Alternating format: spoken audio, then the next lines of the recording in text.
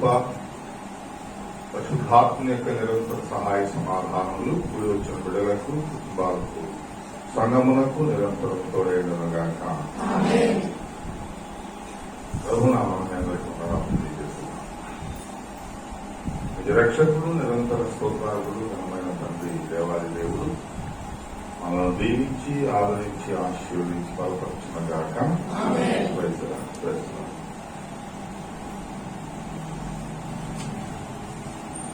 యెహోవాయే మన దేవుడని తెలుసుకున్నది 100వ కీర్తనలో 3వ వచనంలో ఉంటుంది. అంతేనా? తప్పు చెప్పానా? కరెక్టేనా? యెహోవాయే మన దేవుడని తెలుసు, ఆయనే మనల్ని పుట్టించానని తెలుసుకోవాలి. తెలుసుకున్నారా? ఎవరు పుట్టించారు? అమ్మా, దేవుడే మనల్ని పుట్టించాడని తెలుసుకోవాలి. ఇంకా మనము ఆయన వారమని తెలుసుకోవాలి. మనము ఆయన వారమని తెలుసుకోవాలి. ఇంకా ఆయన ప్రజలు అని తెలుసుకోవాలి. ఇంకా ఆయనే మేపే గొర్రెలమని తెలుసుకోవాలి. ఇవి తెలుసుకోకపోతే దేవునికి మనం తెలియదు. చాలా స్పష్టంగా మాట్లాడుతున్నాను, గమనించండి. ఆయనకు ఒక దొడ్డు ఉంది, ఉందా? దొడ్డి ఆయన దొడ్లో ఆయన బిడ్డలందరూ ఆ దొడ్లోనే, ఆయన మేపే గొర్రెలన్నీ ఆయన దొడ్లోనే ఉంటాయి. ఆయన మేపేటువంటి గొర్రెలన్నీ ఆ దొడ్లోనే ఉంటాయి. వేరే దొడ్డు ఒకటి ఉంది, అది కాని వేరే దొడ్డి ఒకటి కలదు. దేవుని బిడ్డలు కాని వాళ్ళంతా వేరే దొడ్లో ఉంటారు. దేవుని దొడ్డు ఒకటి ఉంది, అపవాది దొడ్డు ఒకటి ఉంది. దొడ్డు అంటే మందిరం, సంఘం ఉంది. ఈ సంఘంలో ఉండాల్సిన గొర్రెలన్నీ ఎక్కడ ఉండాలి? సంఘంలోనే ఉండాలి. ఆ గొర్రెలన్నిటికీ అధిపతి ఎవరు? కాపరి. వాటన్నిటికీ ఆయన ఏం చేస్తాడు? నడిపిస్తాడు, జాగ్రత్త తీర్పిస్తాడు, దేవుని సన్నిధికి తోలికెళ్తాడు, ప్రార్థన నేర్పిస్తాడు, వాక్యం నేర్పిస్తాడు, అవసరమైతే నేర్పిస్తాడు, ఇంకా అవసరమైతే గద్దిస్తాడు, ఇంకా అవసరమైతే బెత్తం ఉపయోగిస్తాడు, ఇంకా అవసరమైతే శాంతికరమైన జలమైన దగ్గర నడిపించి సేద తీర్పిస్తాడు. ఎందుకని? ఆయన్నే యజమానుడుగా, ఆయన్నే దేవుడుగా, ఆయనే నా కాపరిగా ఆ గొర్రెలన్నీ అంగీకరించినాయి. ఆ గొర్రెలకి ఏం చేయాలో ఆయనకి తెలుసు. ఆ గొర్రెల్ని ఎలా మేపాలో ఆయనకి తెలుసు. ఆ గొర్రెల్ని ఎలా దేవుని దగ్గరికి నడిపించాలో ఆయనకి తెలుసు. ఇవన్నీ కాపరికే తెలుసు, ఇంకెవడికి తెలియదు. నాది కాని వేరే దొడ్డు ఒకటి ఉందన్నాడు. ఆ దొడ్డికి దారి లేదు, దిక్కు లేదు, ఏ విధమైన సపోర్టు లేదు. ఆ దొడ్లోకి వెళ్ళాలంటే దూక్కుని వెళ్ళాలి. దారి లేని దొడ్లోకి ఎలా వెళ్తాం? ఎట్లా వెళ్తాం? దొంగచాటుగా వెళ్ళాలి, దొంగచాటుగా బతకాలి, దొంగచాటుగా తిరగాలి, దొంగ బతుకైపోవాలి. నాకు చాలా డౌట్స్ వస్తా ఉన్నాయి. శాలీన సంఘంలో ఎన్ని గొర్రెలు ఉన్నాయో తెలియదు. ఆపరికి ఉన్నాయో పోయినాయో తెలియదు. అవి ఎక్కడ మేస్తున్నాయో తెలియదు. బలాదురుగా ఎక్కడ తిరుగుతుందో తెలియదు.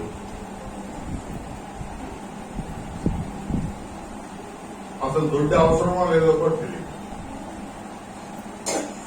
లెంటు ప్రారంభమిస్తే దేవుని సన్నిధి వర్ధిల్లుతూ దినదినాభివృద్ధి చెందుతూ క్రమక్రమంగా దేవునిలో బలపడుతూ దేవుని యొక్క ఆత్మను పొందుకుంటూ దేవుని శక్తి కలిగి ఉండి అద్భుతంగా విరాజిల్లేటువంటి సంఘాన్ని చూశాం మొదటిదాకా. ఈసారి లెండు చాలా వెలగలపోతాం. ఓకే, నాకు వచ్చినటువంటి ఇది నష్టం కష్టం ఏం లేదు. కానీ ఏంటంటేనే చిగురు పెట్టడం, పూత పెట్టడం, ఫలించటం, అభివృద్ధి చెందటం, ఆశీర్వదించబడటం, ఇవన్నీ కోల్పోతున్నటువంటి సంఘాన్ని చూసి కాపులుగా దుఃఖిస్తాము.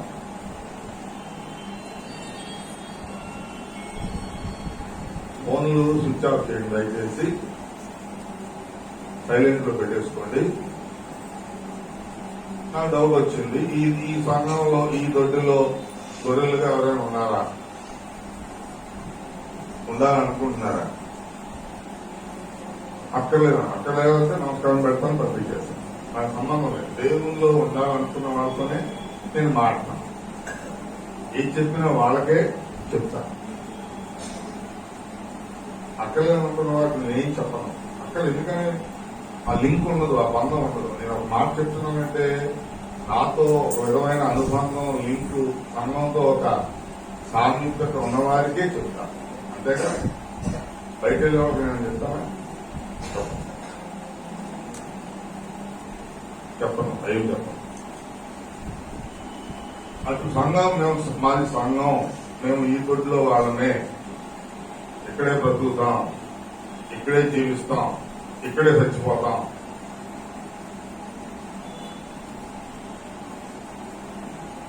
అనే ఆలోచన ఉన్న వాళ్ళు ఒకసారి లేచినటువంటి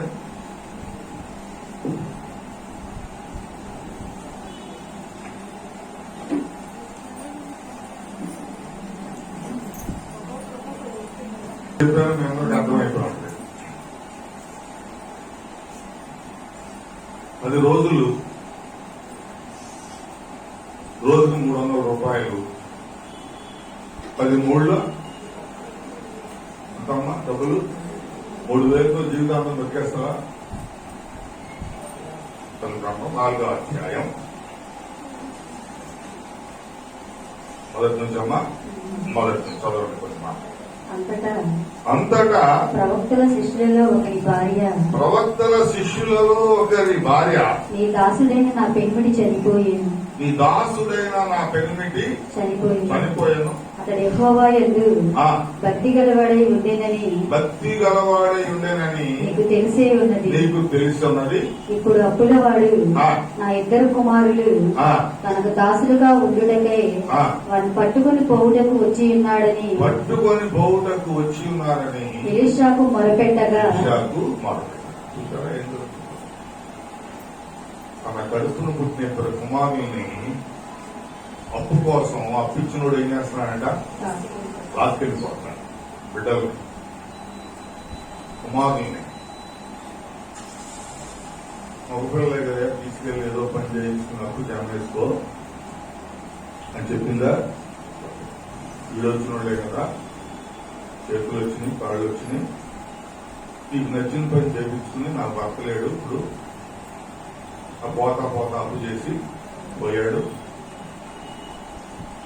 ఎక్కడో పాటు బతుకుతారులే మగపిల్లలు, తీసుకెళ్ళిపో,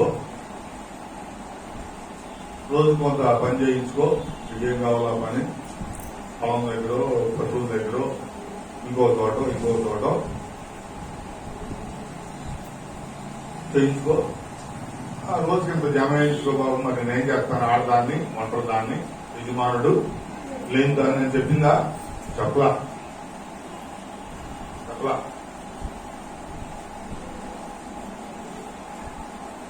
పరిగెత్తుకుంటూ ఎక్కడికి వచ్చింది? ప్రవక్త దగ్గరకు వచ్చేసి, ఒరే నాకు ఈ సమస్య వచ్చింది, ఈ కష్టం వచ్చింది, అప్పు తీర్చేటువంటి నాథుడు లేడు, అప్పు కొరకు నా 2 బిడ్డలు లాక్కెళ్ళిపోతున్నా.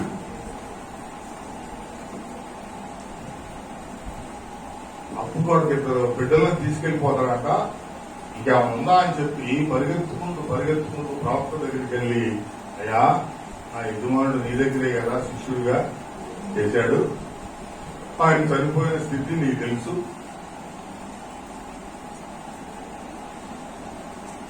ఆయన చనిపోతూ మాకు ఆస్తిపాస్తులు ఏమి ఇవ్వలేదు కానీ ఏమిచ్చాడంట, అప్పులు ఇచ్చేళ్ళాడు. వాళ్ళేమో అప్పులు ఇచ్చిన వాళ్ళేమో నా ఇద్దరు బిడ్డల్ని తీసుకెళ్ళి రాత్రి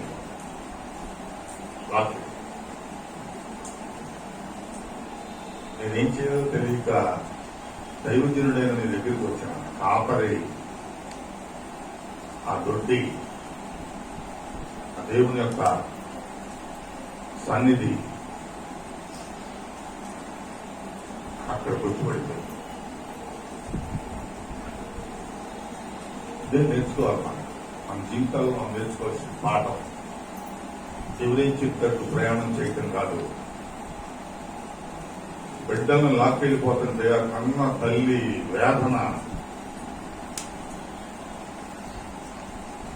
వచ్చి ప్రవక్త దగ్గర చెప్తాం. ప్రవక్త దగ్గర పడిపోయి, నాయన ఈ పరిస్థితి ఇలా ఉందంటే ప్రవక్త ఒక మాట మాట్లాడాడు. ఏమన్నా, నా వలన నీకేమి కావాలను, నీ ఇంటిలో ఏమి ఉన్నదో అది నాకు తెలియచెప్పుమని. నీ ఇంట్లో ఏముంది, ఏం కలిగి ఉన్నావు నువ్వు ఇప్పటి వరకు? నువ్వు బాప్తిసం పొందేవు కదా, క్రీస్తు శరీర రక్తాలు తీసుకుంటున్నావు కదా, నీ శరీరాన్ని పరిశుద్ధపరుచుకున్నావు కదా, నీ యజమానుడు దైవజనుడి శిష్యుడు కదా, నీ యజమానుడు దేవుని యొక్క సేవలో ఎంతకాలం బ్రతికాడు కదా, దేవుని యొక్క మందిరంలో బాధ్యత కలిగినటువంటి పాత్రలుగా ఉన్నారు కదా, సేవాధర్మం నెరవేర్చారు కదా, నీ నాయన ఎంతో దేవుని సేవ చేశాడు కదా, నీ భర్త ఎంతో దేవుని సేవ చేశాడు కదా, నీవెంతో ప్రార్థనా శక్తి కలిగి ఉన్నావు కదా, నువ్వు చక్కగా పాటలు పాడవగలవు కదా. ఇంత బ్యాక్గ్రౌండ్ కలిగిన కుటుంబంలో నీ ఇంట్లో ఏముంది, ఏం సంపాదించాడు?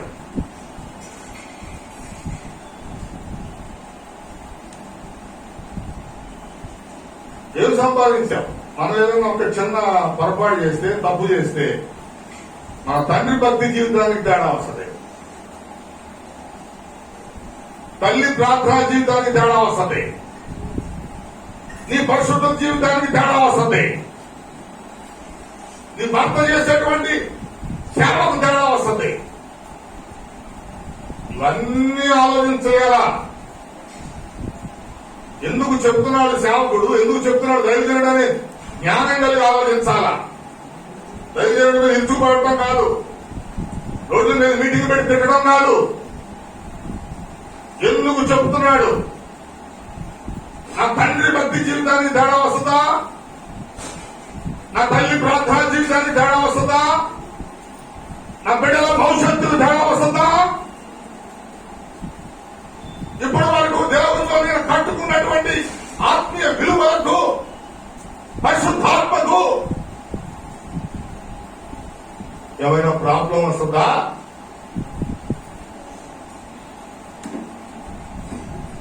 ఇవన్నీ ఆలోచించాలమ్మా, ఆలోచించాలి లేదా? నువ్వు ఏదైనా కాన్ఫరెన్స్ చేసావనుకో, ఎవరిని అడుగుతారు ముందు? మీ డాడీ కదా, ఎవరంటే మమ్మీని అడుగుతారు, తర్వాత డాడీ. అమ్మ పుట్టానా, మరి రోజు దేవుని సంఘం ఎక్కువ కదా, ప్రార్థన చేస్తుంది కదా, చక్కగా సేవ చేస్తుంది కదా, ఏమొచ్చింది? జనరల్ గా అమ్మ పుత్రులనే కాదు, ఎవరై బిడ్డ, ఎవరి కుటుంబమే, నా కుటుంబమే. నా మీద కూడా ఒక నిర్ణయిస్తే అనవసరం ఈ జీవితాన్ని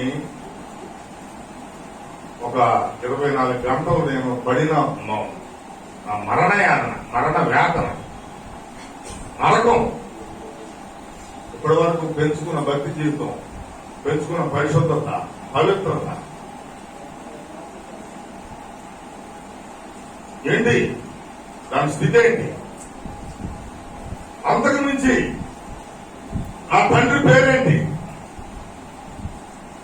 నా తండ్రి నిలిపిన సేవ ఏంటి?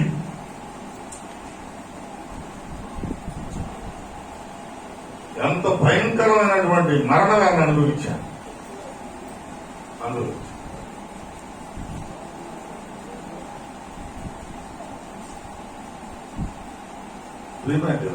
మనం పొరపాటు గొప్పగా పనిచేస్తే మొత్తం మన ఒక్కరితో వెళ్తుంది, ఒక్కరితో వెళ్దాం. ఆ వెనకాల బ్యాక్గ్రౌండ్, ముందు బ్యాక్గ్రౌండ్,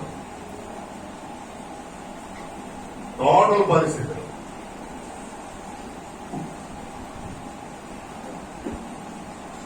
ఇవన్నీ వీటన్నిటిని దృష్టిలో పెట్టుకోవాలి. వీటన్నిటి భర్త విలువ కాపాడాలి, భార్య విలువలు కాపాడాలి, బిడ్డల విలువలు కాపాడాలి. ఏమో 2 వందలు ఇచ్చినట్టు మనం ఊరికే ఇష్టమైనట్టు మాట్లాడు, తేలిగ్గా మాట్లాడాలి. ఆ 2 వందలు ఇచ్చి ఇష్టానుసారం మన విలువలు ఏమవుతాయి?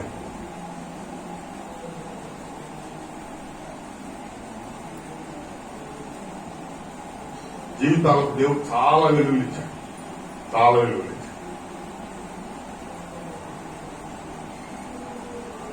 వాటి కోసం మన పితరులు వారు కట్టిన భక్తి జీవితం, దేవుల్లో చేసిన సేవ, మనం పడినటువంటి కన్నీరు కాల్చినటువంటి కన్నీరు కోట, పరమ నుండి దిగి వచ్చిన పరిశుద్ధత, ప్రార్థన కోటలో ఉండాలి. నువ్వు నీ చుట్టూ ప్రార్థన కోట కట్టుకుని ఆ కోటలో నివసించాలి, కోటలో నివసించాలి. ఎవడో రోడ్డు మీద పిలిచాడు, రోడ్డు బాగా మాట్లాడాడంటే నీ పవిత్రత, పరిశుద్ధత ఏమైపోతుంది? ఎక్కడికి వెళ్ళిపోతుంది?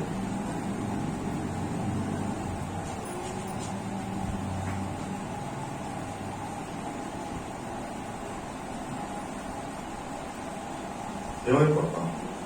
మగ పిల్లలు ఇద్దరు లాక్కెళ్ళిపోతుంటే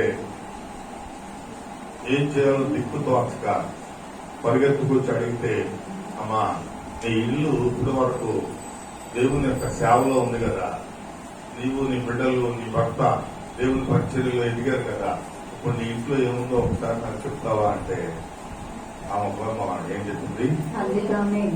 నీ దాసురాలనైనా నా ఇంటిలో నూనె కుండ ఒకటి ఉన్నది. ఏముందంట? నూనె కొండ ఉందయ్యా, అది తప్ప నాకేమీ లేదు. మరేమీ లేదు. అసలు ఏమి అడగలే ఆయన, ఏముందో అడిగాడు. ఆ నూనె కొండ తప్ప ఇంక నాకేమీ లేదు. నూనె కొండ తప్ప ఏమి లేదు ఆ ఇంట్లో. ఎటువంటి ఆస్తిపాస్తులు లేవు, క్యాష్ బాక్స్ లేదు, ఎటువంటి బ్యాలెన్స్ లేవు.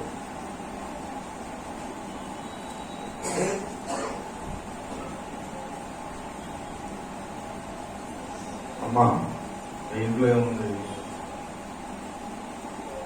ఉదయకాల సమయంలో ప్రతి యజమానురాలు నేను అడుగుతూ ఉన్నాను.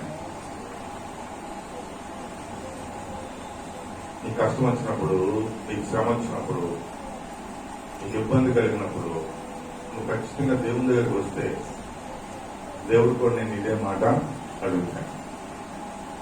ఇంట్లో ఏముంది? మా ఇంట్లో మంచి మంచి డ్రెస్సులు ఉన్నాయండి అని చెప్తా. ఇంజనీరింగ్ బుక్స్ ఉన్నాయండి మా ఇంట్లో. కొన్ని నెలకెళ్తారు, 2-3 చేతుల నిండా ఇలా పుస్తకాలు చదువుతారు. వచ్చిన వాళ్ళందరూ మా పిల్లలంతా డ్రా పుస్తకాలు చదువుతారని చెప్తాను, ఏంటో తెలియదు కానీ బైబిల్ కనపడదు. బైబిల్ కనపడదు. పుస్తకాలు లాభం ఉంటాయి. మామూలు వాటి నుంచి మేము భయం వేస్తాం. ఎందుకంటే ఆ డ్రా పుస్తకాలు ఏంటో తెలియదు. ఇప్పుడు నాకే పెద్ద లా బుక్స్ ఉన్నాయి, కానీ ఇవన్నీ కూడా బైబిల్కి సంబంధించిన అనుబంధ గ్రంథాలు.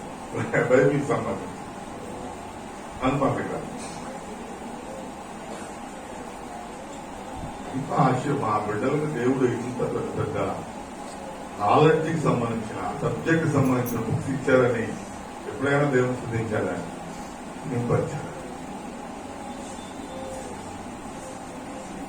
మంచి జ్ఞానం ఇచ్చారు, మంచి తెలివితేటలు ఇచ్చారు, చక్కని మార్కులు ఇస్తున్నాడు.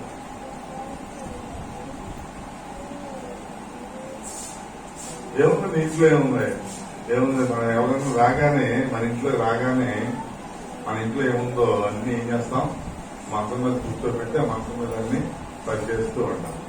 ఇప్పుడు స్వల్ప దగ్గరికి వెళ్ళాను అనుకో, నేను మనం ఫంక్షన్ చేసిన పెద్ద ఫంక్షన్, వాళ్ళు ఇది ఇచ్చారని, వీళ్ళు ఇది ఇచ్చారు, ఈ గోల్డ్ వచ్చింది, ఆ సిల్వర్ వచ్చింది, ఈ డ్రెస్సులు వచ్చేసి మొత్తం అలా పరిచి చూపించారు. ఎందుకు చూపిస్తుంది కానీ గారు ప్లస్ చేసిన ఫోటో మాత్రం చూపించారు.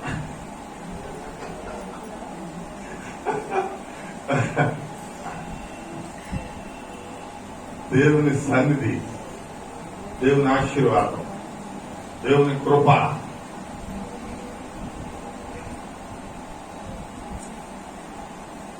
దేవుడు అదే ఏం సంపాదించావు ఇంతకాలం? దేవుల్లో నడిచావు కదా, దేవుని సన్నిధికి వచ్చావు, దేవుల్లో ప్రార్థన చేసుకున్నావు, ఏం జ్ఞానం పొందావు, ఏం కలిగి ఉన్నావు, ఏం సంపాదించావు, ఏముంది నీ ఇంట్లో? ఏమన్నా అడిగితే, బయట కూడా ఎవరైనా అడిగితే కొంతమంది ఏం చెప్తారు, మా ఇంట్లో ఏమీ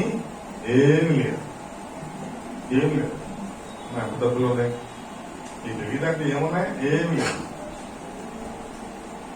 ఉన్నా చెప్పం, ఏమి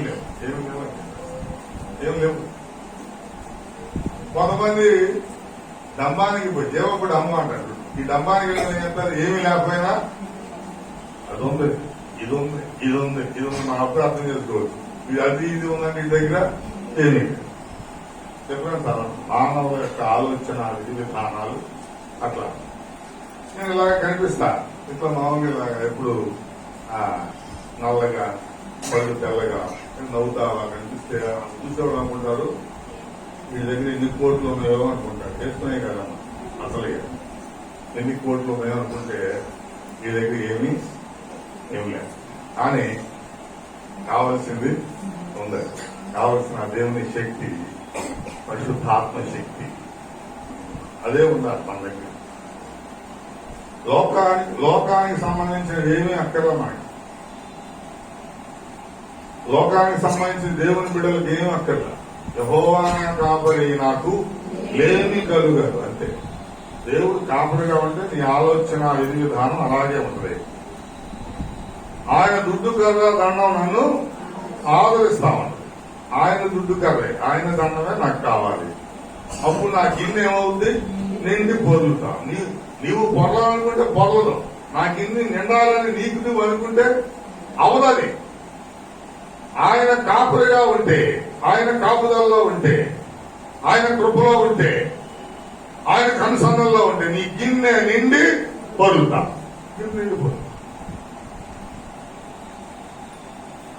ఇంకా నీ ప్రాణానికి శాంతి బ్రతుకు దినములన్నీ కృపాక్షణం. ఎక్కడ ఎటువంటి వ్యాకులం, కష్టం, ఇబ్బంది, దుఃఖం ఏమీ ఉండవు. అంతా సంతోష సమాధాన కృపాక్షణమే. జానెడు పట్టుకోసం ఎంత కావాలి మనకి? రోజు చికెన్ బిర్యానీ తినేసేది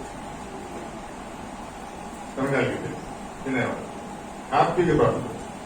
ఎన్ని దాచినా ఎన్ని ముళ్ళేసినా ఎవరికో చేతులు పెట్టి దాన్ని పెట్టి నమస్కారం పెట్టి పంపిస్తాడు. అది చూస్తాడో సస్తాడో తెలియదు, సముద్రాడో కూడా తెలియదు చూడండి జీవితాలు.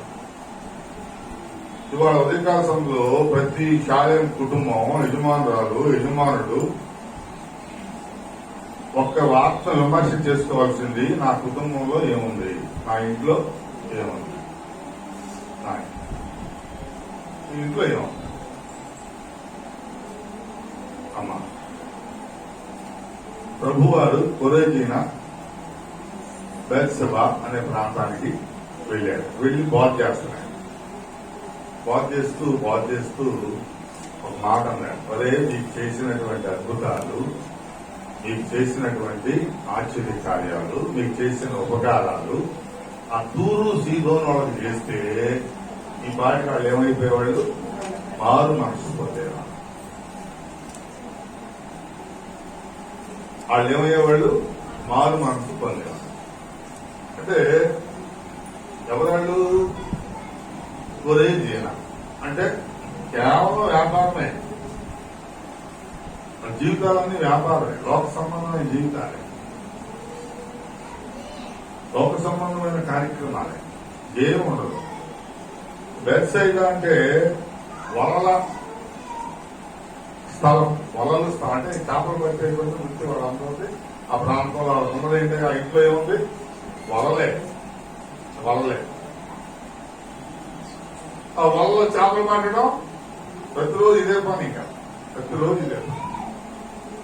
దేవునికి చోటు లేదు, దేవునికి స్థానం లేదు, దేవుని పరిశుద్ధతకు స్థానం లేదు, పవిత్రతకు స్థానం లేదు. ఆయన వల్ల పుట్టాము మనం, ఆయనే పెంచుతున్నాడు, ఆయనే పోషిస్తున్నాడు అనే ఆలోచన లేదు. దేవునికి చోటే లేదు. ప్రియమైన దేవుని బిడ్డలారా, ఏమంటాడు? మీ దగ్గర చేసిన అద్భుతాలు, మీ కుటుంబానికి చేసినటువంటి ఉపకారాలు, మీ కుటుంబానికి ఇచ్చినటువంటి ఆధిక్యత ఆ తూరు సీదోను వాళ్ళకి ఇస్తే ఈ పాటిగాళ్ళు ఏం చేసేవాళ్ళంటే మారు మనసు పొందేవాడు.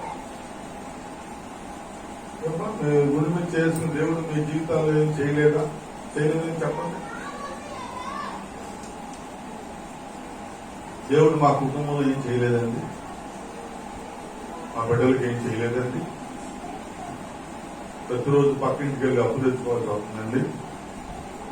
కొంతమంది అన్ని ఉందా పక్కింటికి వెళ్ళి ముద్ద కడుక్కుని తింటా ఉంటారు. చాలా మంది మా చిన్నప్పుడు తెలుసు, ఆ స్వార్థమ్మ గారి బంధువులు ఉంటారండి, కోటీశ్వరుడు. ఈ చివరి నుంచి ఆ చివరి దాకా ఇళ్ళన్నీ ఆడయ్యాయి కోటీశ్వరుడు. ఆమె పొద్దున్నే ఒకరింటికి వెళ్ళి ఒక ముద్ద కడుక్కుని తినేది, మధ్యాహ్నం ఇంకో ఇంటికి వెళ్ళి ఏమే బాగున్నావా, బాగా చదువుతున్నావా, ఇంకో అన్నం వండేవా, వెళ్ళి అమ్ముతాయి అని మధ్యాహ్నం ఎక్కడ తినేది. సాయంత్రం 7ంటికి వెళ్ళి అక్కడ తినేది. 3 పూట్ల కొన్ని ఒక రోజు అంటే రోజు అదే ఉద్యోగం అంతే. దేవుడు ఆశీర్వదించి, దేవుడు దీవించి, ఫలింపజేసి నిన్ను అంత ఉన్నతమైన స్థితిలో పెడితే దేవుని ఆలోచన, ఉద్దేశాలు, విధి విధానాలు, భయభక్తి ఇటువంటివేమి మొత్తం గాలి వదిలేసి ఈ విధమైన పరిస్థితులు, ఈ విధమైన పనులు చేస్తూ ఉంటాం.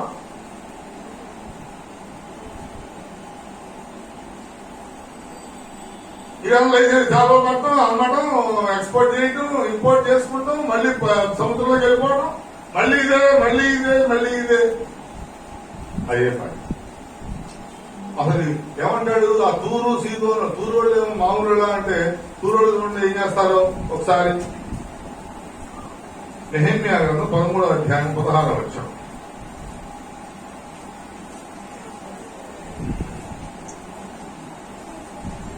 నెహెమ్యా తూరు దేశస్థులను కాపురం ఉండి యెరూషలేములోను విశ్రాంతి దినములలో యూదులకును చేపలు మొదలైన నానావిధ వస్తువులను తెచ్చి అమ్ముచుండేది. ఎప్పుడంట? విశ్రాంతి ఎప్పుడు? అది ఆదివారం. విశ్రాంతి అంటే దేవుని సన్ని, దేవుని సన్నిధికి ఆదివాళ్ళు దూరోళ్ళు రాదు. రాకుండా ఏం చేస్తారు? ఆ చేపలు, రకరకాల వస్తువులు. ఈ మధ్య మనం చికెన్ షాప్కి వెళ్తే అక్కడే కరివేపాకు, కొత్తిమీర, మసాలా పొట్లాలు రాళ్ళే ఇస్తున్నాయి. ఎందుకని? మళ్ళీ కుదరదు పరిస్థితి, టైం వేస్ట్. మొత్తం కొబ్బరి, అల్లం, బెల్లం అన్ని కూడా అక్కడ ఇచ్చేస్తారు. అట్లాగే ఇస్రాయేల్ ముఖ్యంగా ఎవరికన్నా, ఎందుకని వాళ్ళు ఎవరు వీళ్ళని వెళ్ళనీయరు, వాళ్ళు చేయరు వీళ్ళని చేయనీయరు, వాళ్ళు ప్రభుని స్తుతించడం వీళ్ళని స్తుతి చేయనీయరు. వీళ్ళ పనులు అయ్యాయి, వీళ్ళ పనులు అయ్యాయి.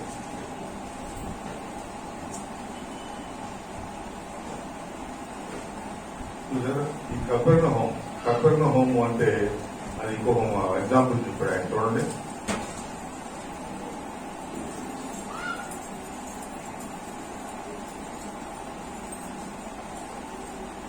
నహూము పట్టణం. నహూము గారు తెలుసా?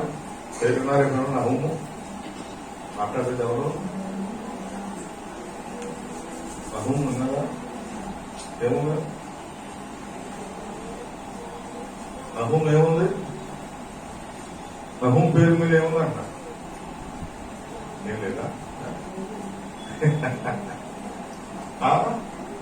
అమ్మా ఒక ఆమె చెప్పు జనందరే ఉందంట బైబిల్. మరి చెప్పలేదు ఏముందండి మాటే? నహూము పేరు మీద ఏముందా? నహూము పేరు మీద ఏముందంటే దేవుని ప్రవక్త, చిన్న ప్రవక్తలో ఒక ప్రవక్త. ఆయన సొంత ఊరది కపెర్నహూము. కపెర్నహూము అది. కపెర్నహూము పోరాడి గెలిచేవాడు. పోరాడి గెలిచేటువంటి పట్టణస్తులు. ఏ సమస్య అయినా, ఏ ఇబ్బంది అయినా, ఏ శోధన అయినా, ఏ బలహీనత అయినా పోరాడి గెలవటం అలవాటు వాళ్ళకి. పోరాడి గెలవటం. అటువంటి వాళ్ళు పోరాడి గెలవటం మానేసి ఏం చేస్తున్నారు? వ్యాపారంలో వెళ్ళిపోయారు. వ్యాపారంలో బాగా సంపాదించి ఆకాశమంతా హెచ్చించేస్తున్నారు. సరే, ఎంత హెచ్చించుకున్నారు? డబ్బులు బాగా వస్తే ఏం చేస్తాం? మనం కూడా బాగా డబ్బులు వస్తే ఏం చేస్తామమ్మా? రేపు పొద్దున్న నీకు వీటి ప్లేస్ లో ఒక మంచి ఆఫీసర్ పోస్ట్ వచ్చిందనుకో ఏం చేస్తాం? అప్పుడు ఈ సంఘం ఎలా కనిపిస్తుంది నీకు? చిన్న సంఘం, ఎదుర్కొ సంఘం. అప్పుడు ఇక్కడ కింద కూర్చోవాలా, ఇక్కడ ఈ మాస్టర్ గారు ఓట్లు వేసుకోవడం, గాజుల్లో తిరగడం. అర్థమవుతుందా? పొద్దున ఈ ఇంజనీరింగ్ టెక్ వాళ్ళంతా అదే చేస్తారు. మనకి తెలిసే ఈ టెక్ వాళ్ళందరూ ఇప్పుడే రావట్లా దేవుని సంఘకి. అప్పుడు టెక్ మహేంద్ర అయిపోతే మనం ఏం చేయాలి? అప్పుడు ఈ సందులో కారు రావట్లేదు. డాడీ మనం ఒక విల్లా తీసుకుని విశాలంగా అక్కడ ఉండాలి. కారు పారి మా ఆయన ఈ సందులో తిరగడం కాదు. ఇలా ఇప్పుడు దాకా ఎలా బతికారు మీరు అంటున్నాడు. ఇప్పుడు దాకా ఎలా బతికారు? ఎలా నువ్వు ఈ టెక్ ఎలా చేసావు? ఈ టెక్ హైటెక్ లో బతకాలి. అలా ఎంత హెచ్చించుకుందంటే ఆకాశం అంతా హెచ్చింది. ఆకాశం పోరాడి గెలిచేటువంటి పరిస్థితి నుంచి వారిని వారు హెచ్చించుకునేటువంటి పరిస్థితి వరకు ఏం చెప్తున్నాడో తెలుసా? ఈ స్థితి అంతా కూడా పక్కన మాటలో చెప్పాడమ్మా. చూడండి ఒకసారి అమ్మా, 23వ వచనం చదవండి. 11 మత్తయి 11:20. కపెర్నహూమా, ఆకాశం పట్టణం హెచ్చింపబడదవా? నువ్వు పాతాళం వరకు దిగిపోయేదవు. నీలో చేయబడిన అద్భుతములు సొదొమలో చేయబడిన అది నేటి వరకు నిలిచి. చూసారా? సొదొమలో చేస్తే సొదొమ ఏంటో తెలుసా? దేవుని ఉగ్రతకు గురైనటువంటి స్థలం. నీ దగ్గర చేసిన అద్భుతాలు ఆ సొదొమలో చేస్తే నేటి వరకు నిలిచి ఉంటుంది. గుర్తుంచుకుంటారు, మా దేవుడు ఉపకారం చేశాడు, దేవుడు నాకు ఈ కష్టంలోకి విడిపించాడు, దేవుడు ఈ సహాయం చేశాడు, దేవుడు నన్ను ఆశీర్వదించాడు, దేవుని కృపలో వర్ధిల్లింపు చేశాడు. ఇది నేటి వరకు గుర్తుంచుకుంటుందంట. ఎవరో భ్రష్టురాలైనటువంటి సొదొమ, ఉగ్రతకు గురైపోయిన సొదొమ, శాపానికి గురయ్యి నాశనం అయిపోయిన సొదొమ. అటువంటి సొదొమ పట్టణం దేవుడు చేసిన ప్రతి ఉపకారాన్ని, ప్రతి మేలును ఇప్పటి వరకు ఏం చేస్తుంది? గుర్తుంచుకోండి. మనం ఏం చేస్తాం? సాయంత్రం కల్లా దేవుడు ఏం ఉపకారాలు చేశాడు? ఎలా నిన్ను ఆశీర్వదించాడు, ఎలా దీవించాడు, ఎలా పాత్రగా ప్రయోజనకరమైన పాత్రగా నిలవబెట్టాడు, ఎలా స్వస్థపరిచాడు, మరణం నుంచి ఎలా విడిపించాడు, అమ్మా మరణ అపాయాల నుంచి ఎలా విడిపించాడు, కుటుంబాలను ఎలా పోషించాడు, బిడ్డలను ఎలా ఫలింపజేశాడు, బిడ్డలను ఎలా పెండ్లి చేశాడు, పెండ్లి చేసిన తర్వాత ఎలా గర్భఫలం ఇచ్చాడు, ఏ విధంగా నిలవబెట్టాడు, ఏ విధంగా ప్రయోజకులు చేశాడు, తలగా ఉంచాడు. ఇవన్నీ ఆలోచించవా? ఇవన్నీ ఆలోచించవా?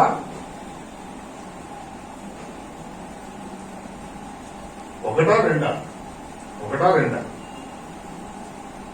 దేవుని విడిచిపెట్టి తిరిగి దేవుని ఉగ్రత పొందినటువంటి సొదొమ గొమొర్రా వాళ్ళ మధ్య చేస్తే నేటి వరకు దేవునికి సాగిలి పడితేవాళ్ళు, నేటి వరకు నమస్కరించేవాళ్ళు, నేటి వరకు దేవుణ్ణే స్తుతించేవాళ్ళు. దీని మధ్య చేసినటువంటి ఈ కార్యాలు వాళ్ళకి చేస్తే అట్లా నీ కుటుంబాల్లో దేవుడు చేసిన కార్యాలను జ్ఞాపకం చేసుకుంటే నువ్వు నేటి వరకు ఆయన స్తుతించుకుని ఎలా ఉంటావు? ఆయన సన్నిధికి రాకుండా ఎటు వెళ్ళిపోతావు?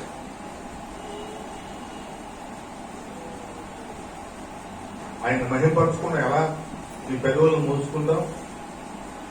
ఆయన సన్నిధిలో మోకరించి ప్రార్థన చేయకుండా ఎలా కాపాడతావు?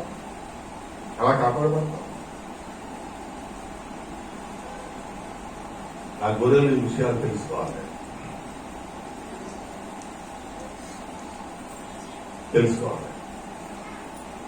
ప్రభు మాట్లాడతాడు నీతో కూడా ఇలాగే.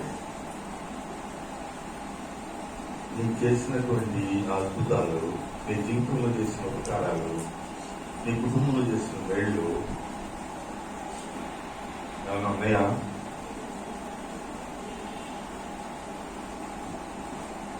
నువ్వు చూడు, అన్నీ ఉన్నారే. నీకు చేసినవన్నీ వాళ్ళకి చేస్తే వాళ్ళు ఏమవుతారో తెలుసా? ఇప్పటి వరకు వాటన్నిటినీ నిలబెట్టుకున్నాను స్తుతిస్తాను. ఇప్పటి వరకు వాళ్ళు నన్నే ధ్యానిస్తూ ఉంటారు. వారి జీవితాల్లో నిలిచి ఉంటాయి. నా కార్యాలు నిలిచి ఉంటాయి. ఎన్ని కార్యాలు చేశారు మాట, ఎన్ని కార్యాలు చేశారు. ఏమైనా నిలిచి ఉన్నాయా? నిలిచి ఉంటే ధన్యులం. ప్రభు పాదాల దగ్గర ఉంటే ధన్యులం.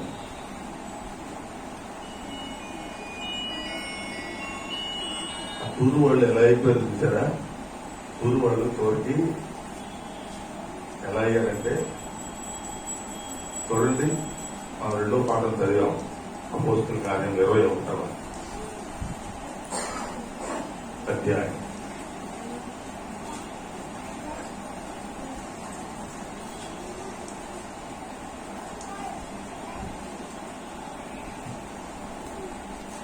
అమ్మా 5వ వచనం చదవండి.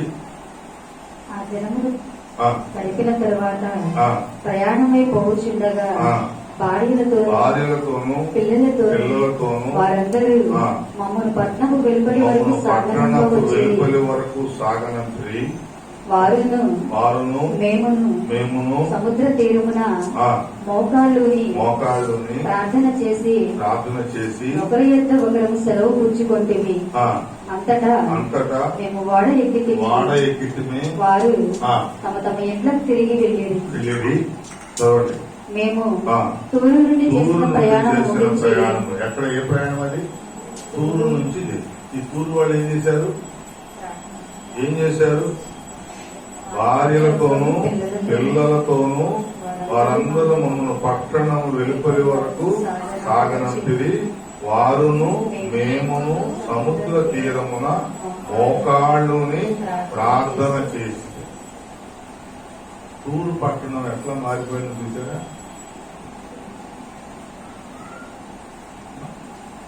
తూరు అంటే అర్థం బండరాడు, కాపరాడు, రాతి మనిషి. చివరికి ఆ తూరు కుటుంబంలో భార్యలు, పిల్లలు, యజమానులు అందరూ దైవజనుల్ని సాగనంపే ముందు ప్రార్థన ఎక్కడ చేశారు? సముద్రం ఒడ్డున ఇసుక మీద ఏం చేశారు? అందరూ మోకరిల్లారు. పిల్లలు మోకరిల్లారు, భార్యలు మోకరిల్లారు, భర్తలు మోకరిల్లారు. అక్కడ ఉన్నటువంటి పట్టణంలో ఉన్న బిడ్డలందరూ మోకరిల్లి ఏం చేశారు? ప్రార్థన చేశారు. దేవుని దొడ్డిలో పెరిగేటువంటి వాళ్ళు చేయాల్సినటువంటి పని.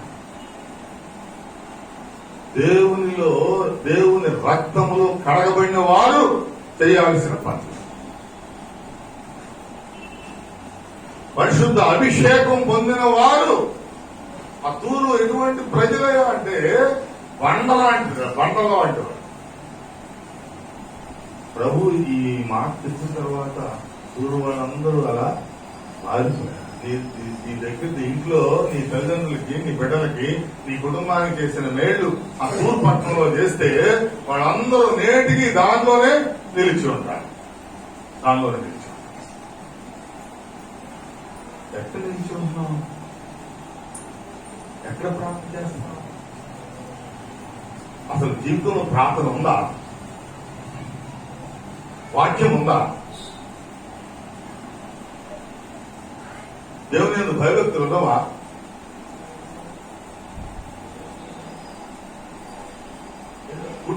ఊరు ప్రభు సంధిలో ఉంటే మనం ఒకసారి వెళ్ళిపోతాం. ఎక్కడ మోకరించారు? పిల్లలు కూడా ఇసుక మీద మోకరించారు. ఇసుక మీద మోకరించారు.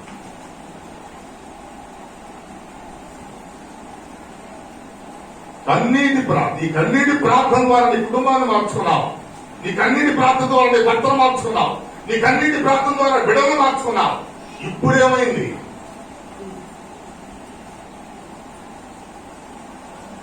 దేవుడు కనిపించట్లా? దేవుని సన్నిధి కనపడట్లా?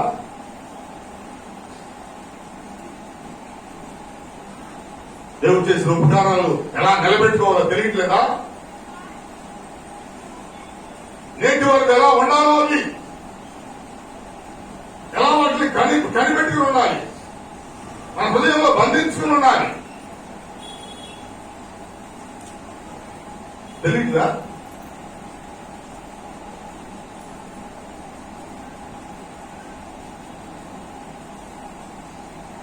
ఆయన శరీర రక్తములు తీసుకుని బ్రతుకుతున్నాం.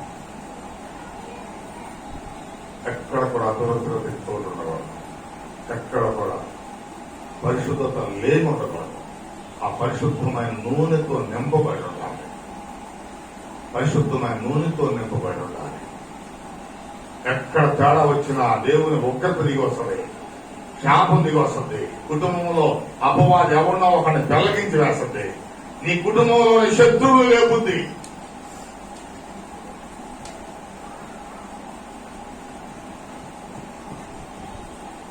ఇదే జీవితం అనుకుని దేవుడు చేసినటువంటి మేళను నిర్లక్ష్యం చేస్తే, ఆశ్చర్యకరమైన కార్యాలు నిర్లక్ష్యం చేస్తే, వాటిని విడిచిపెడితే ఎవడో శత్రువు అవడం.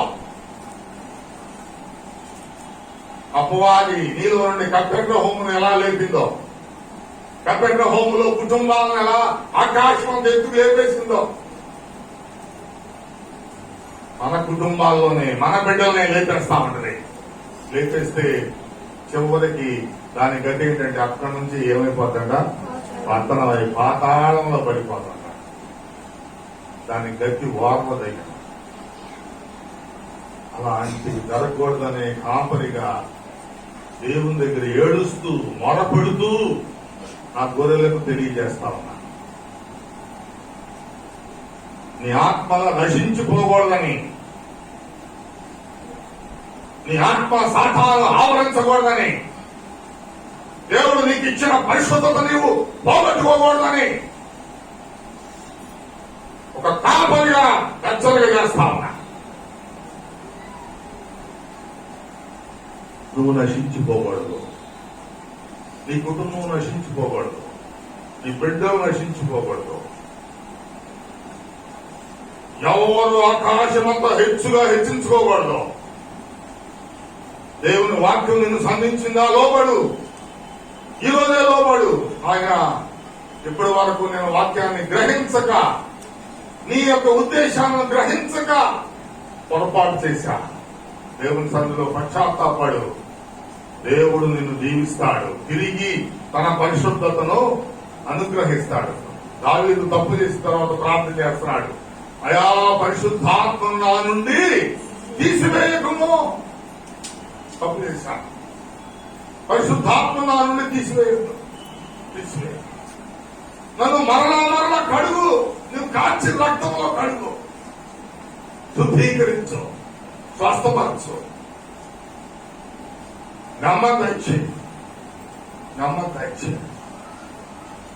నమ్మకచ్చి ఆ తూరు నుండి బయలుదేరి ఇంకొక పట్టణం వెళ్ళాడు పౌలు. ఏం చేశాడు తెలుసా? ముందు దక్షిణానికి వెళ్ళాలనుకున్నప్పుడు పరిశుద్ధాత్మ దేవుడు వచ్చి ఏమో చేశాడు తెలుసా? నువ్వు అక్కడికి వెళ్ళకూడదు, నువ్వు ఈ పని చేయకూడదు, నువ్వు ఈ ప్రాంతాల్లో నడవకూడదు, నువ్వు ఈ అన్ని జనుల మధ్యకి వెళ్ళకూడదు, నువ్వు ప్రత్యేకించబడ్డావు, నువ్వు పరిశుద్ధపరచబడ్డావు, నువ్వు దేవుని అంగీకరించావు, దేవుని రక్తంలో కడగబడినటువంటి నా బిడ్డవు, నువ్వు ఈ ప్రాంతాలకు వెళ్ళకూడదు, ఈ ప్రాంతాల్లో నడవకూడదు, ఈ మనుషుల మధ్య సంచరించకూడదు. దేవుడు చెప్తూ ఉంటాడు. వెంటనే ఆయన ప్రయాణం ఏం చేశాడు? ఆపేసుకుని అక్కడే 7 రోజులు ఉన్నాడు. తూరులోనే 7 రోజులు ఉన్నాడు. ఆ తూరు పట్టణ ప్రజలందరూ 7 రోజులు ఉపవాస ప్రార్థన చేసుకున్నారు, సువార్త కుడికిలు పెట్టుకున్నారు, పండగ చేసుకున్నారు. వెళ్లేటప్పుడు సముద్రం వాడరేవు దాకా వచ్చారు, సాష్టాంగ పడ్డారు, మోకరించారు, ప్రార్థన చేశారు. అయ్యా అప్పుడే వెళ్ళిపోతున్నారా, మా దేవుని సన్నిధి ఏమవుతుంది అన్నారు. దేవుడు వారందరూ ఆశీర్వించారు, ఇంటికి పంపించారు. అక్కడి నుంచి ఇంకో తోటకి వెళ్తే పిలిపింటికి వెళ్ళాడు. చదవండి. మేము తూరు నుండి చేసిన ప్రయాణము ముగించి తోలేమాయికి వచ్చి సహోదరుని కుశలపడిగి వారి యొద్ద ఒక దినముంటిమి. మరునాడు మేము బయలుదేరి కైసరయకు వచ్చి 7 నొక్కడును సువార్తికుడినైన ఫిలిప్పు యొద్ద ప్రవేశించి అతని యొద్ద ఉంటిమి. కన్యకలుగా ఉన్న 4 కుమార్తెలు అతనికి ఉండేవి. వారు ప్రవచించువారు. కన్యకలుగా ఉన్న, కన్యకలు అంటే వర్జిన్ చెప్పారు కదా, వర్జిన్ కన్యక. పక్కన ఎప్పుడు అమ్మాయి పేరు చదవగానే పక్కన కన్యక అని చదువుతాం. వర్జిన్. కన్యకలుగా ఉన్న 4 కుమార్తెలు ఉన్నారు. ఎవరికి? పిలుపు. వాళ్ళందరూ ఎలా పెంచాడు? ప్రవక్తలుగా పెంచాడు. ప్రవచించేటువంటి కన్యకలుగా, ప్రవచించే బిడ్డలుగా, దేవుని యందు ప్రార్థించే బిడ్డలుగా, దేవుని వాక్యాన్ని వివరించే బిడ్డలుగా దేవుడు మనకు కూడా బిడ్డలను ఇచ్చాడు, కన్యకలను ఇచ్చాడు. అలా పెంచాలి, అట్లా పెంచాలి తల్లులు. 4 కుమార్తెలు, ఒక కుమార్తె కాదు, 2 కుమార్తెలు కాదు, 4 కుమార్తెలు. మనం 4 అయితే ఏం ప్లాన్ వేస్తాం? ఒకరిని ఇంజనీర్ చేద్దాం, ఒకరిని డాక్టర్ చేద్దాం, ఇంకొకరిని యాక్టర్ చేద్దాం అని చెప్పి రకరకాలుగా ప్లాన్ చేస్తాం. కానీ దేవుల్లో ఉన్న బిడ్డలు ఎలా ప్లాన్ చేస్తారు? 4 ఎక్కడ దేవుల్లో నిలబెట్టు. 4 దేవుళ్ళు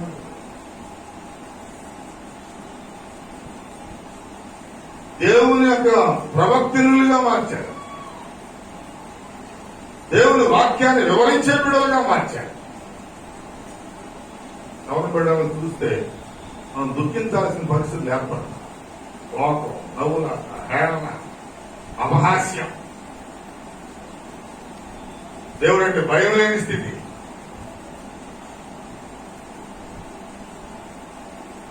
జీవితాలంటే అది కాదు, పరిశుద్ధత, పవిత్రత, భయభక్తులతో కూడినటువంటి స్థితి.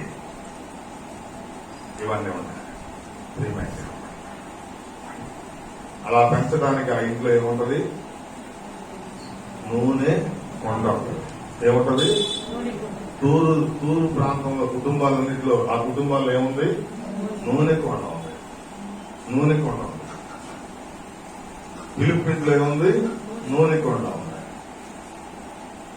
ఈ విధవరారింట్లో ఏముంది? నూనె కొండ. నూనె కొండ. నీ ఇంట్లో ఏముందని ప్రభు అడుగుతాడు. నూనె కొండ అలాగే ఉందయ్యా, భద్రంగా ఉంది. ఇప్పుడు వెళ్ళి నీకు దొరికినటువంటివన్నీ వట్టి కొండలన్నింటినీ పోయాడు. ఏ కొండలన్నా? వట్టి ఖాళీ కొండలు. ఖాళీ కొండలు. మా ఆత్మీయమైనటువంటి మాట చెప్పన, నీ ఇంట్లో ఒక సువార్త కూడికని ఏర్పాటు చేయమని చెప్పాడు. నీ భర్త విడిచిపెట్టి వెళ్ళినటువంటి ఆ పనిని నీవు చేయి. ఆ ఒట్టి కొండలన్నీ పోగేసి ఆ ఒట్టి కొండలను ఎలా మార్చాలి? జీవం గల కొండలుగా మార్చాలి. ఆత్మీయ భావం అది. నువ్వు జీవం గల కొండలను ఒట్టి కొండలుగా మారుస్తున్నావు. నీ చేష్టలు, నీ ఆలోచనలు, నీ తలంపులు, నీ ఉద్దేశాలు జీవం గల వారిని, దేవుని యందు భయభక్తులు గల వారిని, దేవుల్లో నడిచే వారిని కూడా లాక్కొచ్చి ఒట్టి కొండలుగా మార్చేసే పరిస్థితికి దిగరాడం దయచేసి. ఒట్టి కొండలను పోగేయండి, దేవునిలో గట్టి కొండలుగా మార్చాలి. అప్పుడు వాళ్ళే పొడి చేస్తాను నేను. అసలు ఏమి తిందుమా ఏమి త్రాగుదుమా అని నీ శరీరం గుర్చైనాను, నీ ప్రాణం గుర్చైనా, నీ దేహం గుర్చైనా నీవు చింతపడదు. ఏం తినాలి, ఏం సంపాదించాలి, ఏం బాగుకోవాలి, ఏమి సంపాదించాలి ఆలోచించక్కర్లేదు. దేవుడికి తెలుసు అవన్నీ, దేవుడికి తెలుసు. ఒట్టి కొండలు ఎక్కడెక్కడ నీ ఇంటి చుట్టూ వెళ్ళి కొండలన్నీ, ఖాళీ కొండలన్నీ తీసుకొచ్చి నీ ఇంట్లో ఉన్నటువంటి ఆ యొక్క నూనె అనే పరిశుద్ధతను ఏం చేయాలి? వాటిలో నింపాలి. నీ ఉద్యోగం, దేవుడిని ఇచ్చిన ఉద్యోగం అదే.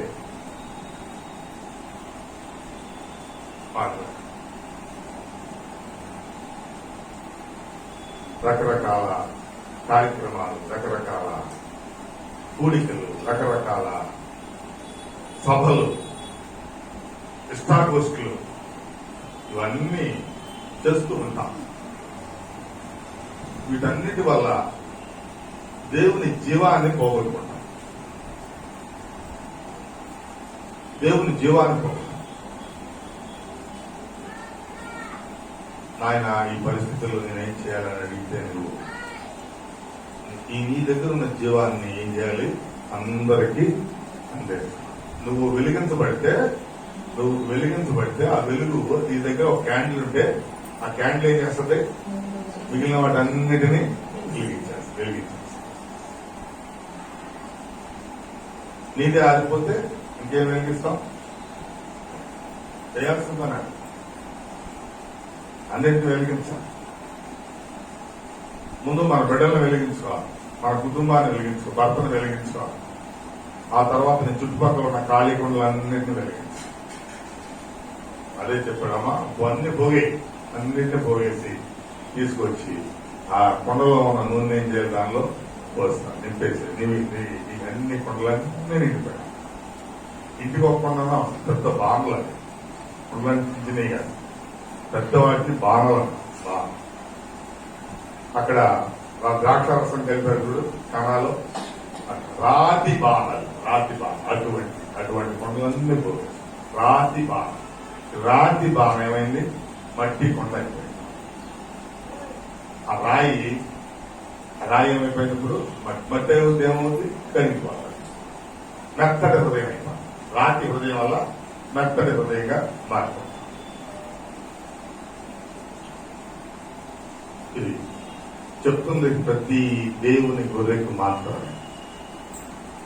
దేవుల్లో నేను వెతగాలి, ఫలించాలనుకుంటే దేవుల్లో ఉండాల్సిందే.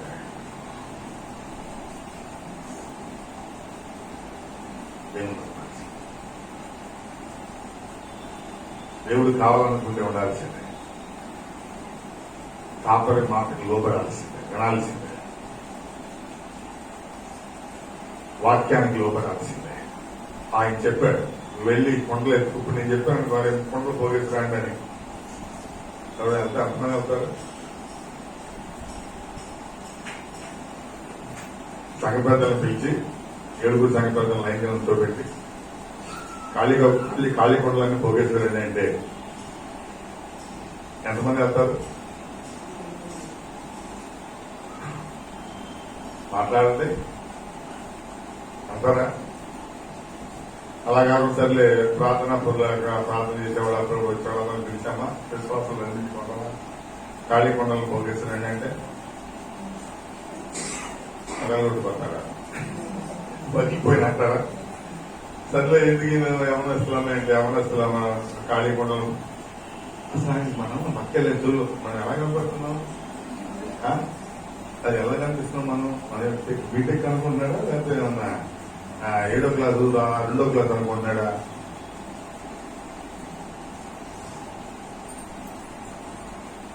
అమ్మా ఇక్కడ ఒక పాయింట్ మీరు వినాలి తల్లికే చెప్పాడు బిడ్డలకి చెప్పాడు బిడ్డలను వెళ్ళమన్నా తల్లి నువ్వు వెళ్ళి ఖాళీ కొండలన్నీ పోగేస్తుడా ఈమెం చేసింది అత్యాశ పోయి బిడ్డలను పంపించింది అదే ఇంకేమన్నా పోగేసులని బిడ్డలను పంపిస్తే బిడ్డలు ఎలా వచ్చారు ఖాళీ చేతులతో వచ్చారు నో దేవుని ప్రతి మాటలో ఉన్న మర్మాన్ని తెలుసుకోవాలి ఎవరికి ఏ పని అప్పు చెప్తే ఆ పనే తల్లికి అప్పు చెప్పాడు ప్రార్థన కాపరి తల్లికి చెప్పాడు నువ్వు వెళ్ళి కొండలు పోగేస్తున్నామంటే ఏ వెళ్ళి ఏం చేసింది అదే నువ్వు వెళ్ళి పోగేస్తున్నాడు మనం ఒకడు పని చెప్తే ఆడే బయటికి వెళ్ళి ఇంకోటి చెప్తాడు సిస్టమ్ తెలుసుకోవాలి ఎవడికి చెప్తే ఆడే చేయాలి అండి నువ్వు ఈ పని చేయమండి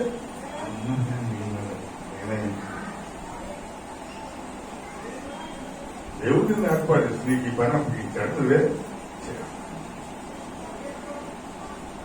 నేర్చుకోండి అన్ని నేర్చుకోండి ప్రయోజకులు అవుతారు ఫలిస్తారు అభివృద్ధి చెందుతారు లేకపోతే ఎప్పుడు ఒట్టి చేతులతో ఉంటాం ఒట్టి కొండల్లాగానే మిగిలిపోతాం నా గొర్రెలు ఒట్టి కుండలుగా ఉండకూడదు అది నా ఆలోచన నా గొర్రెలు ఖాళీ కుండలుగా ఉండకూడదు ఎప్పుడు లేమిలో ఉండకూడదు కరువులో ఉండకూడదు వాళ్ళు ఎప్పుడు ఆ కొండ నిండి పొర్లుతూ ఉండాలి పాడి కొండలాగా ఉండాలి అందుకోసం ఈ ప్రయాస అందుకోసం మిమ్మల్ని గాయపరిచేది అందుకోసమే తెలియజేసేది ఒకవేళ తెలియజేస్తే దేవుడు క్షమిస్తాడు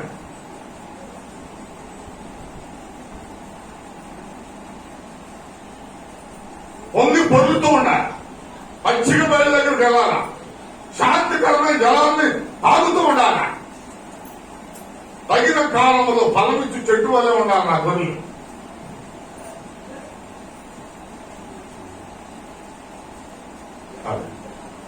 కాబట్టి లోపు ఏం చెప్తే చేశాం ఖాళీ కొండలు పోగేయండి దీన్ని ఏం చేయాలి ఈ కొండలో నూనె ఏం చేయాలి వాటిల్లో నింపాలి అవన్నీ నిండే వరకు ఆ కొండలో ఉన్న ఇంత నూనె ఏం చేస్తుంది వస్తానే అది దేవుని ఆశ్చర్యకరమైన అద్భుతంగా కొండలన్నీ నిండిన తర్వాత ఏమైందంటే ఆటోమేటిక్ అది ఆగిపోయింది నువ్వు నింపబడిన తర్వాత నిన్ను తృప్తిపరిచిన తర్వాత నిన్ను బహుగా దీవించిన తర్వాత నిన్ను పొంగి పొరలేటట్టు చేసిన తర్వాత అప్పటి వరకు నువ్వు ఓపికతో కనిపెట్టాల్సిందే ఓపికతో ప్రార్థన చేస్తున్నా అమ్మా ఏమి లేని నిన్ను అంతగా పోషిస్తా ఉంటాడు అంతగా నింపుతూ ఉంటాడు నింపుదల పరిశుద్ధాత్మ నింపుదల వచ్చేస్తా ఉంటాడు ఏం చెప్తే అదే జరుగుతుంది ఏం చేయాలనేది జరుగుతుంది మళ్ళా వెళ్ళింది తిరిగి వెళ్ళింది అయ్యా నువ్వు చెప్పినట్టు చేశాను ఏం చేసింది నువ్వు తలుపేసుకుని పని చేయన్నాడు నువ్వు ఒక్కదానివే నీ కుటుంబమే మా కొండలు ఎత్తండి ఆ కొండలు వెనకాల కొండ ఇచ్చినప్పుడు కూడా వచ్చేస్తారు మొత్తం ఇది కొండలు తీసుకెళ్తే ఏం చేస్తారో ఆయన ఏం చెప్పాడు ఎవరిని ఎవరు రాని చెప్పారు కలిపేసుకో లోపల సీక్రెట్ గా సీక్రెట్ గా చేయమంటే మనం ఏం చేస్తాం ఓపెన్ గా చేస్తాం అరే ఆడ తీసామనకుండా ఇడి తీసామనకుండా ఇంట్లో ఉండి ఆడేస్తాం ఈ కొండ తెచ్చిన అక్కడే ఉంటాయి ఉంటారా వెళ్ళిపోతాయి నీతో పాటు కొండలతో పాటు అపవాది రాకూడదు నువ్వు చేసే పని దగ్గరికి అపవాది రాకూడదు అలాగే చేయమన్నాడు అలాగే చేసింది చేసేసి పోసేసింది ఇప్పుడు ఏం చేస్తావు తెలుసా వాటన్నిటిలో పక్కన పెట్టేసి రోజు కొంచెం ఏం చేస్తావు నువ్వు అందేస్తావు నీ అప్పు తీర్చుకోవాలి మిగిలింది నీవు నీ కుటుంబము క్షేమంగా వాటితో తప్పించడం అంటే ఇంత ఆశీర్వాదం అప్పు పోను మిగిలినటువంటి నూనె నీకు నీ కుటుంబానికి జీవితకాలం అంతా సరిపోతుంది. నీలో పరిశుద్ధత దిగొస్తే నువ్వు బ్రతుకు దినములన్నీ కృపాక్షేమంతో పరిశుద్ధాత్మను కాపాడుకుంటే చనిపోయేవారు బ్రతుకు దినాలన్నీ కృపాక్షేమంతో వస్తాయి. ఈ సమయంలో ఒక మాట చెప్తాను సంఘానికి, నా గొర్రెలన్నీ కూడా బ్రతుకు దినములన్నీ కృపాక్షేమంతో వచ్చేదాన్ని. నూనె కలిగి ఉండాలి, పరిశుద్ధత కలిగి ఉండాలి. వట్టి కుండలుగా ఉండటానికి వీలు, గట్టి కుండలుగా ఉండాలి, నింపబడిన కుండలుగా ఉండాలి, పరిశుద్ధతతో నింపబడిన కుండలుగా ఉండాలి, ప్రయోజకత్వం కలిగిన కుండలుగా ఉండాలి, ఆ ఆదరణ ఇచ్చే కుటుంబంగా కుండలుగా ఉండాలి. ఆ విధమైనటువంటి స్థితి ఆ గొర్రెలన్నిటి కలిగి ఉండాలని నేను ఈ రోజు ఈ ఉపమానం చెప్పాను, ఈ యొక్క ఉపన్యాసం ఇస్తున్నాను. ఈ యొక్క మాటలతో మిమ్మల్ని దేవుని మందిరములో నాటుతున్నాను. ఇది నా కుటుంబానికి శ్రేయస్కరమైంది, నా కుటుంబానికి ఆశీర్వాదకరమైంది, నా కుటుంబం ఈ రకంగా వర్ధిల్లుతుంది అని నమ్మకం ఉన్న వాళ్ళందరూ ఆమేన్ చెప్పండి. దేవుడు మనలను మన కుటుంబాలను దీవించి ఫలింపజేసి ఆశీర్వదించునుగాక. ఆమేన్. Praise the lord.